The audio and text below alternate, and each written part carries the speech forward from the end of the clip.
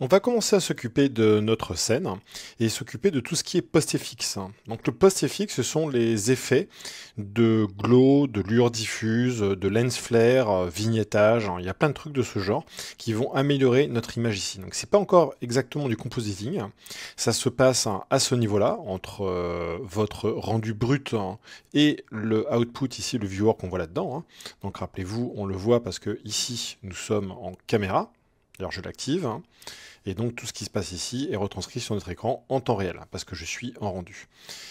Et on va commencer à s'intéresser par exemple à la lueur diffuse. Donc lueur diffuse, glow, c'est l'effet de halo qu'on peut voir dans une image.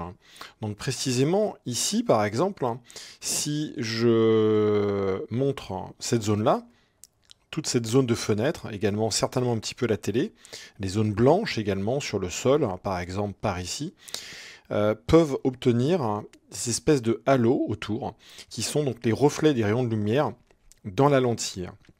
Ne pas confondre avec les effets de lumière volumétrique qui sont un petit peu du même genre et qu'on va gérer avec de l'éclairage en volume, chose qu'on verra un peu plus tard dans un chapitre. Là, on parle vraiment uniquement de l'effet d'optique qui fait rebondir les rayons à l'intérieur de l'optique et créer cet effet de lumière qui bave un petit peu.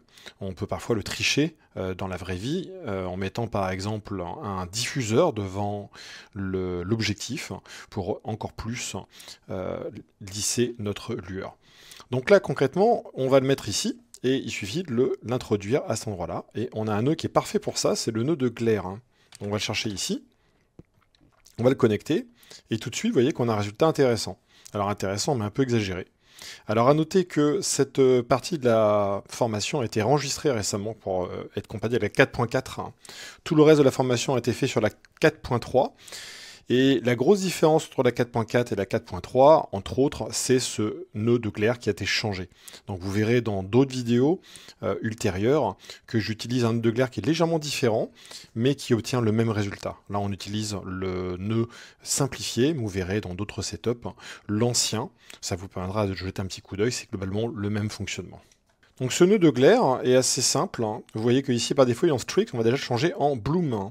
Et Bloom, donc pour les utilisateurs plus anciens de Blender, va faire penser à celui qu'il y avait dans le Blender avec Eevee. On ne l'a plus dans Eevee Next, et de toute façon on ne l'avait pas avec Cycles. Maintenant l'idée c'est de passer entièrement par le compositeur ici et ses nœuds de glare pour obtenir ce résultat. Donc vous voyez, notre effet de lueur ici, très net. Si je prends mon glare et j'appuie sur M, on peut voir avant-après, et nous crée cette espèce de halo. Alors, dans les premiers réglages qu'on peut faire ici, on peut passer de medium à high, ça sera conseillé.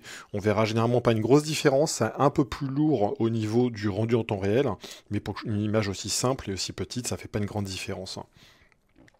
Les autres options, on l'a déjà vu, effectivement. Notre Strix, qui permet de créer ces espèces d'étoiles. Nous avons également le Ghost, qui va créer cette espèce de grosse lueur ici. Le Fog Glow, qui est une espèce de variante de notre Bloom. Et enfin, ici, notre Simple Star. Simple Star va simplement créer des reflets uniques. On va revenir à notre Bloom, parce que c'est ça qui m'intéresse pour le moment, et jeter un coup d'œil aux autres sortie ici. Donc nous avons notre image de base, et si je regarde ici, nous avons le glare, donc j'appuie sur CTRL majuscule, grâce au Node Wrangler que vous avez installé. On va dans les préférences, extension, Node Wrangler. Alors, on le verra plutôt dans les add-ons, voilà. Donc installez-le si ce n'est pas le cas. Donc CTRL majuscule nous permet de voir notre résultat. Et ça, c'est le résultat du glare seul.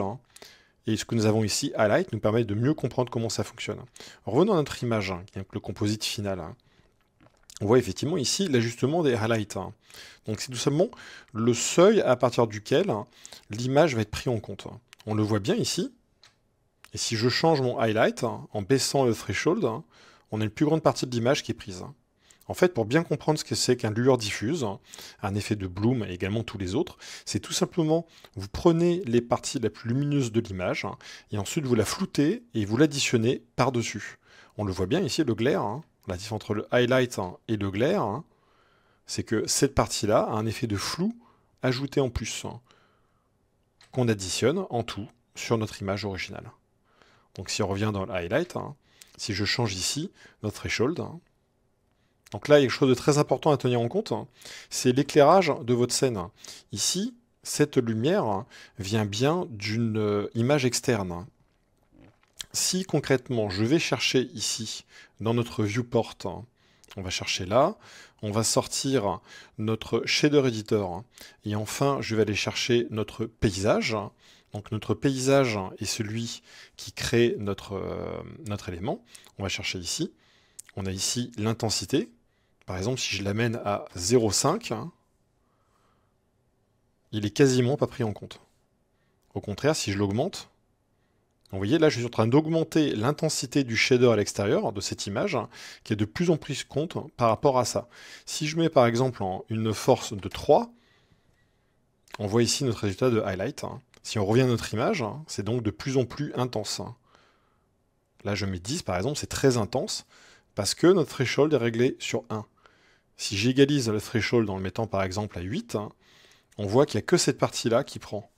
À l'inverse, si ici je descends mon intensité par exemple à 2, qui sont plus raisonnables, ici le threshold à 8 n'a aucun effet. On va le baisser. D'ailleurs, on pourra regarder ici directement notre highlight. Et quand on va atteindre environ les 2, on va commencer à faire apparaître notre extérieur. Donc là, par exemple, on prend cette partie-là, avec un threshold de 1,3, et le résultat du clair, c'est ceci. L'ensemble, le composite, correspond à cela. Donc c'est très important, effectivement, selon l'intensité lumineuse de votre scène, ça sera plus ou moins pris en compte. Là, on va remettre par exemple une intensité de 3,5, ce qui nous permet ici de peut-être augmenter le threshold jusqu'à 2. Vous pouvez vérifier ici l'intensité, la zone qui est prise en compte. Par exemple, en montant à 2, il n'y a vraiment que l'extérieur qui est pris en compte et très peu du sol. Si je veux voir un petit peu du sol, je baisse cette intensité ici, donc il y a un petit peu de flou qui va intervenir à cet endroit-là. On revient à notre image, on voit le résultat. Le smooth correspond tout simplement à le lissage. Donc vous voyez, si je mets à 0 par rapport à ceci, c'est comme une espèce de lissage global de notre élément. Le maximum indique à quel point est-ce qu'il va prendre en compte l'intensité lumineuse.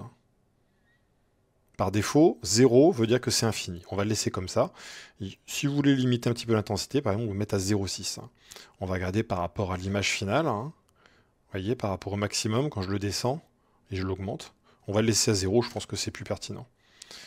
Ici, le Adjust, on peut régler l'intensité du glare. Donc on revient ici.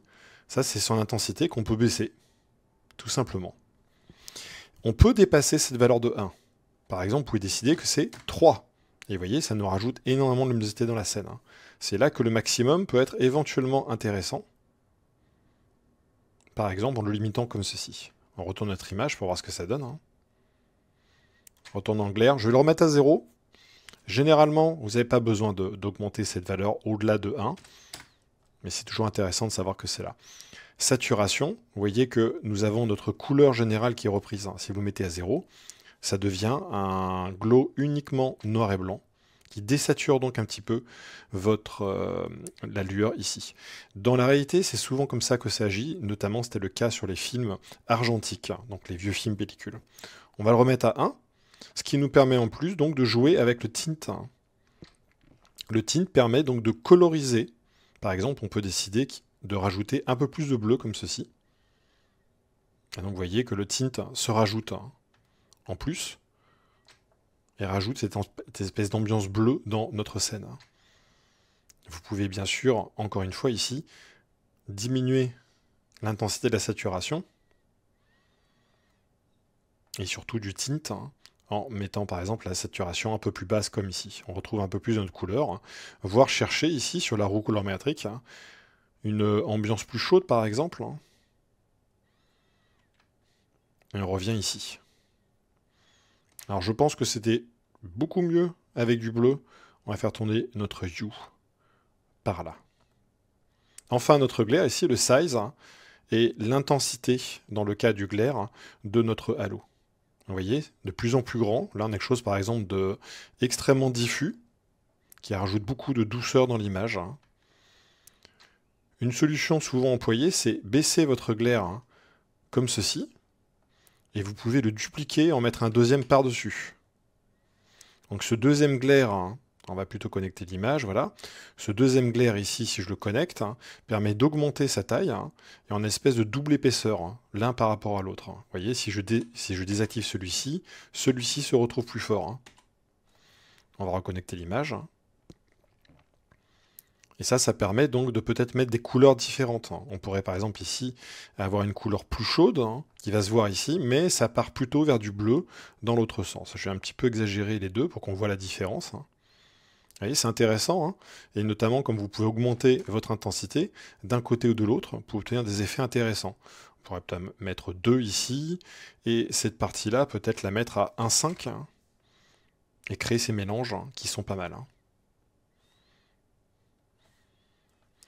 Donc n'oubliez pas que le glare ici, ces outputs sont très intéressants en fait pour voir ce qui se passe. Vous allez rarement les utiliser tels quels. Donc encore une fois, ça, ce sont des nouveaux nœuds qui sont introduits dans la 4.4. Vous verrez dans les autres fichiers de cours que j'utilise un glare rangé différemment, avec notamment des assemblages plus complexes. Ces assemblages fonctionnent toujours, mais je dirais qu'ils sont maintenant inutiles, parce qu'ils permettaient simplement de recréer tous ces effets de teinte, de duplication d'éléments, etc. ensemble. Alors, dans la vidéo suivante, on va voir quand même comment est-ce qu'on peut améliorer ça encore en rajoutant d'autres effets de glare, en les cumulant et en rajoutant notamment une image.